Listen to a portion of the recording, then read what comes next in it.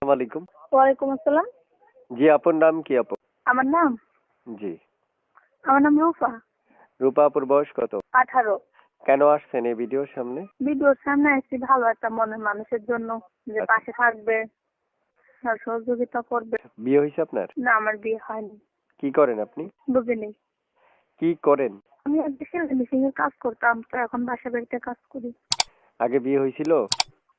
না, আগে বিয়ে হয়নি। বয়স কত আপনার? 18। কেমন বয়সী মনে মানুষ চাচ্ছেন? কেমন বয়সী? ভালো মনের মানুষ ছিল বা কারণ ভাই বয়সটা ডিপেন্ড করে না, ডিপেন্ড করে তার আচার ব্যবহার, তার কথা।